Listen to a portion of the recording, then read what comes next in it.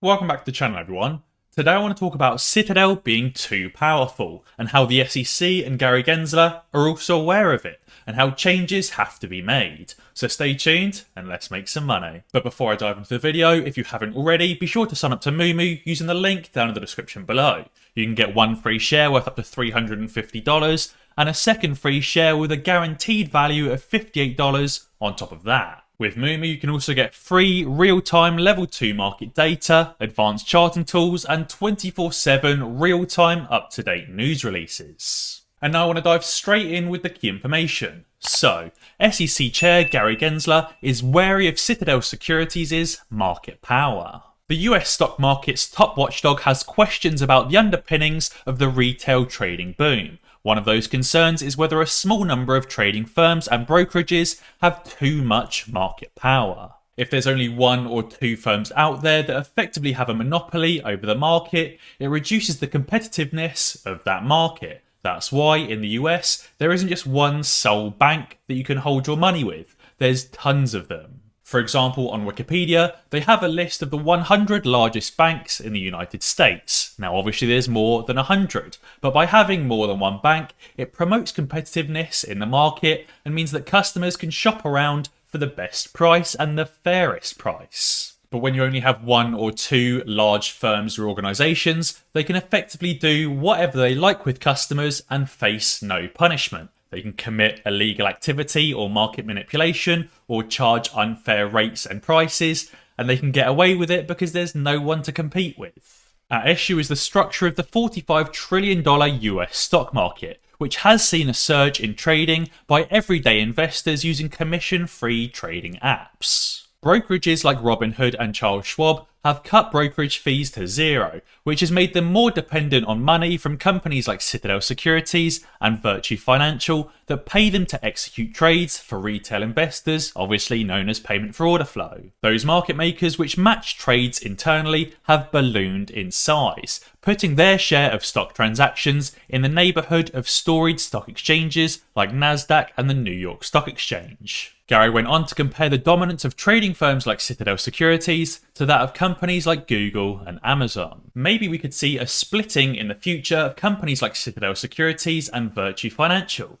That way, at least there'd be more individual market makers and it would make the market more competitive, and hopefully there'd be less illegal activity and market manipulation ongoing. Now, I also wanted to touch on a little bit of technical analysis for AMC. As you can see, I've only got a few resistance and support lines here, maybe a couple of trend lines. Actually, hang on, I think this might be the wrong graph. This is the one that I wanted to show you. Is a giga candle in the works for AMC stock? As you can see here, this is a logarithmic scale showing the monthly candles. Obviously, back in January, we had this huge run up. We then had some consolidation, followed by another huge run up, obviously in June, well, the back end of May and June as well, and more consolidation. Therefore, we're obviously now on track for that next giga candle upwards, which would take us to somewhere around $160 to $300 per share or above. I also really wanted to show you these charts as well, which is AMC and GameStop treated as AM and FM waves like a radio. Contractions indicate compressions. Expansions represent releases of volatility. GameStop is looking highly compressed, and AMC looks to be earlier in the overall process of compression. However, extreme volatility is incoming for both of them. As you can see here, looking at the GameStop chart on the left, firstly, we can see obviously the AM and FM waves expanding massively and then contracting, expanding again, and then contracting, with a smaller expansion and another contraction. On AMC on the right, again, this is only going from June onwards rather than from January onwards, but we can see an expansion and then a slow, steady contraction for the entire period post-June. As you can see, compared to pre-June on the AMC chart back here in April and May, we aren't quite as compressed at the moment as we were back in April and May, but we're not far off. With GameStop, for example, we're looking the most compressed we've ever been since before January in December. And now I also wanted to talk about GameStop uploading some new pool floats to their website for sale, but they're all sold out. The floats are out of stock. As you can see here, GameStop has listed some Lilos and some various different pull floats, but you can see that unfortunately they're all sold out. And somebody says, can you imagine if they actually did this on purpose to try and get someone to understand that the float, as in the float of shares for GameStop, is completely sold out and overbought? Obviously, no one can confirm or deny all of these theories that pop up, but it would be absolutely amazing if any of them were real. Somebody else commented saying this theory makes more sense than GameStop actually selling pull float toys, because obviously GameStop, a game retailer, typically sell games rather than pool activities. This guy checked on their website and it's real, and there's 9 different pull float toys up for sale, but they're all sold out. So maybe we own the float of GameStop 9 times over. If the GameStop float has been sold 9 times over, then potentially the AMC float could also be sold 9 times over as well. That would put there to being somewhere around 4.5 to 5 billion shares of AMC currently being sold right now. That's even more than what was calculated a few months ago when we estimated there was at least 1.5 to 2.5 billion shares that had been sold of AMC based on the Say Technologies vote count. And either that or we're all just being very, very skeptical, and October is just a very, very popular time to buy pull floats, and they all sold out straight away after being uploaded to the GameStop website. Either way, I do think it's very, very coincidental and very, very funny that Ryan Cohen has uploaded all of these sold out pull floats. And I also wanted to touch on a tweet from Adam Aaron. Praise be.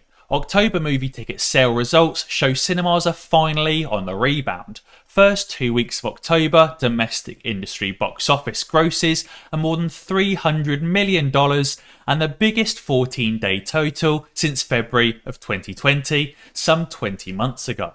Hashtag the big screen is back. And if you wanted to know how this year stacks up compared to previous years, the 2021 domestic box office currently totals $389 million up to Q4. But obviously so far, we're only 2 weeks through Q4, so this isn't a full year. Back in 2019, for the full 12 months, we had $435 million. 2018, $452 million, and 2017, $309 million. So for 2021, we're already past 2017, and we're not too far off 2018 and 2019 box office sales, and we still have 2.5 months left to go, and many brilliant films coming out for the remainder of this year. And now finally, I wanted to touch on this tweet from Astro. He says, "Alright my friends, we need answers on this. The day the buy button was turned off, look at this neat little crypto that was created and securitized by FTX." He says, was this the day that crypto became entangled?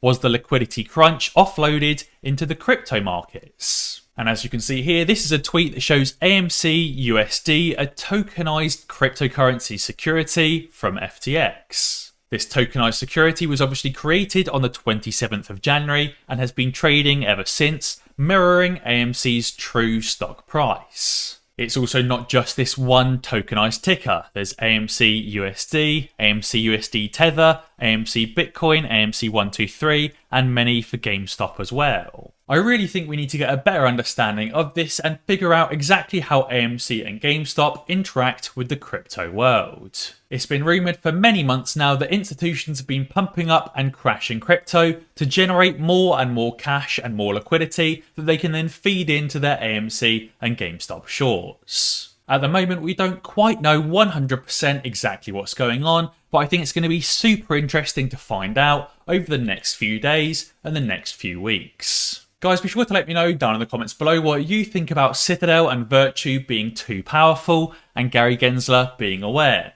Do you think Citadel and Virtue should be broken up and there should be more market makers to promote a fair and efficient market? And if you haven't already, be sure to sign up to moomoo to get those free shares because everybody loves free money. And as always guys, if you enjoyed this video, be sure to check out some of my others. Alternatively, subscribe to the channel and ding that notification bell because that way you'll be alerted when I upload a new video. Cheers.